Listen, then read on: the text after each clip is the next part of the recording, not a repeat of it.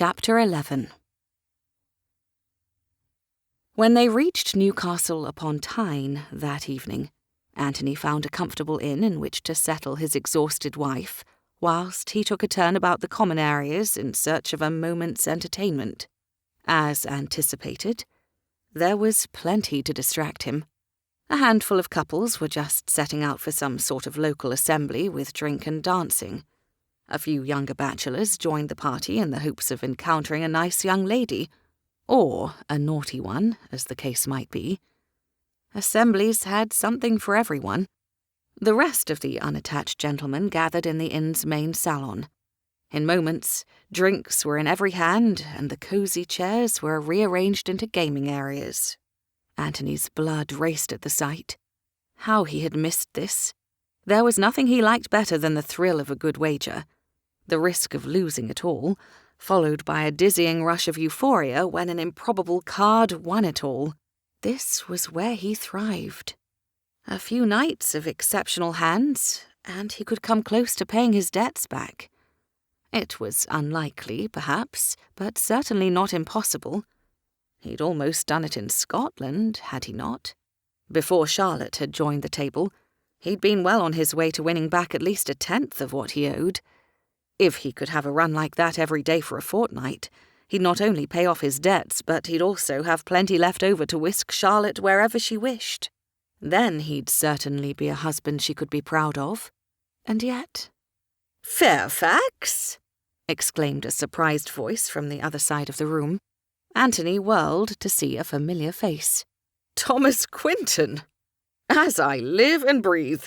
Quinton stared as if he couldn't quite credit his own eyes. "Dare say I've never seen you anywhere but St. James. What on earth brings you to Newcastle upon Tyne?" Fleeing creditors seemed the wrong response if Anthony sought an opportunity to rid his friend of his purse at the tables. Instead, he hedged with, "My wife wanted to visit family." "Your what?" Quinton's jaw dropped. "Now you must be bamming me. Sit. Allow me to buy you a drink while you regale me with lies about some poor debutante silly enough to tie the knot with a man who's never home at night." He laughed uproariously. Anthony did not. Not because it was an inaccurate description of him. What single gentleman spent his evenings at home? But because of the unflattering implication that Anthony was unlikely to change, even for a wife. Which wasn't at all true. Was it? Guilt assailed him. He averted his eyes from the crowded card tables. "All that's over," Anthony said firmly, needing it to be true. "I haven't abandoned my wife. She's recovering from a long journey. I don't see any harm in taking a stroll about in the meantime, do you?" "Oh, perambulate all you like. Be my guest. Just make sure you end up at my table so you can tell me all about the bewitching creature you've hidden away upstairs. What's her name? Do I know her?" "You don't," Anthony said quickly. "And the bewitching creature is Mrs. Fairfax to you?" My, someone is prickly," Quinton teased. "Don't be the jealous sort, Fairfax. Every man enjoys a pretty face." Anthony's shoulders stiffened, but not for the reasons Quinton believed. Anthony curled his fingers. What if the man recognized Charlotte? He didn't think Quinton would insult her, at least not purposefully. But a jokester like him could make just the right comment in front of just the wrong person, and even the briefest of stays at this inn would feel like a lifetime of misery to Charlotte. His palms went clammy. If it was happening already this far north, what would it be like the closer they got to London? How could he protect her from that? Even if they moved to Bath, they wouldn't escape the London crowd. "Well?" Quinton took a seat at a gambling table and motioned toward the last empty chair. "Will you not join us?" Anthony paused, tempted to join in. God knew he needed a win. Quinton's pockets weren't light, and if Anthony managed to sweep the table... No, it was a bad idea. A wonderful, terrible, seductive idea. That he absolutely must not indulge, no matter how tempting it was. Or how quickly he could get them both out of this scrape, if luck would only be on his side. His heart sped. No, he could not succumb. If not for himself, then for Charlotte. Aside from never forgiving him if he lost more money, his dwindling purse was upstairs in Charlotte's valise, where it needed to stay. He wouldn't wake her. She needed to rest. And Anthony needed to not lose what little they still had. No. He forced the words from his mouth. I will not be joining you this time. What? Quentin gasped, clutching his chest in melodrama. Anthony Fairfax not wager? There can be only one reason. Sit, man. If you're at point non plus, I'll give you 10 quid to get you started.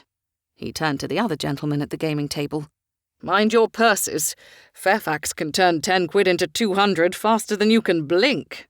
Anthony's pulse leapt and he hesitated. Perhaps Quentin was right.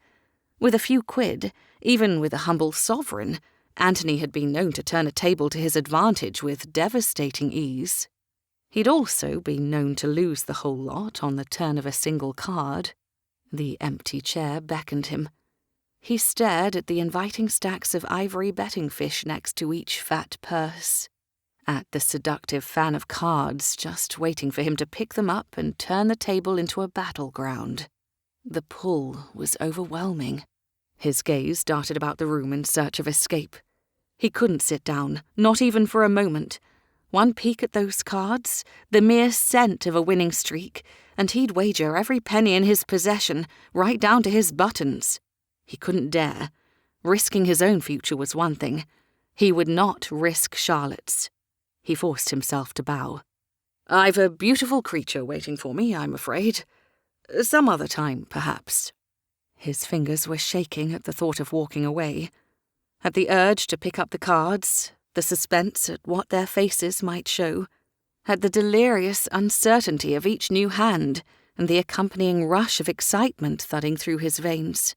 But gambling money he couldn't afford to lose was something a useless wastrel did, which was something he was no longer willing to be.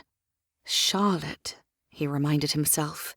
He had to be a better man for Charlotte. Why, I cannot trust my eyes, Quentin exclaimed with an expression of honest shock. If I try to tell anyone back home that Fairfax here turned down a game of cards, they'll laugh me right out of the club. Frankly, Anthony couldn't believe it either. Before his itchy gambling fingers could change his mind, he bid the company farewell and hurried out of the common area and back up to their chamber. When he opened the door, Charlotte was out of bed and standing before the dressing table. His breath caught. Ever since she'd stopped wearing the greying cosmetics, her beauty almost hurt to look at. She dazzled everyone who glimpsed her, especially her husband. Sometimes Anthony found it difficult to believe that his current predicament was bad luck at all, not when it had given him Charlotte. "Did you have supper?" she asked as she freshened her hair. He shook his head. "I was waiting for you. Are you hungry?" With a frown, she set down her pins and turned to face him. "You look pale. Did something happen?" He touched his face, surprised she had discerned his conflicted emotions. The spinning of his head must be more visible from the outside than he'd supposed. "Something didn't happen," he admitted. His addicted mind was still down at the gaming table. His fingers still longed for a quick game. He took a deep breath. "I didn't gamble." She tilted her head as she considered his words. He tensed. She had every reason not to believe him. The first impression he'd given was of winning everyone's money within minutes of making her acquaintance, and losing it all the very next instant. She had every reason not to believe him. If Quentin couldn't believe Anthony would turn down the chance to win a few purses, he could hardly expect Charlotte to have any greater faith in him. She returned to pinning her golden locks, her expression still inscrutable. "Well, that's good. One never knows if one will win or lose. You made the right choice." Air escaped Anthony's lungs in a whoosh. He hadn't realized he'd been holding his breath. His head swam. He straightened his shoulders in preparation for much-deserved recriminations for the abominable choices he'd made in the past. None came. His mouth parted in shock. That was it? He stared at her as she finished dressing her hair. The first time he'd turned down a gaming table in 15 years. The first time he realized he was strong enough to walk away. And when this fantastical event occurred, Charlotte simply believed he'd done the right thing without question. For some reason, she believed in him. He strode across the room, cupped her face in his hands, and kissed her as if he could drink in her words, drown in her faith, die in her arms. Perhaps he could. She was his talisman. In her eyes, he was a different man, a better man. With her lips pressed against his, he could almost imagine it was true. Wish it were. He cherished this moment. She would never understand how much her trust and acceptance affected him, how much he'd needed it, how much he needed her. To have her melt into his embrace, to make her proud, to hold her close. His heart thumped. He'd never been dependable enough before for anyone to have reason to believe in him. Even if her faith in him was in part because she hadn't known him long enough to understand the catastrophic depths of his unreliable nature, that innocence made him all the more determined never to fail her. When she looked at him, she didn't see the man he was, but rather the man he could be, the man he would be from this day forward, for her.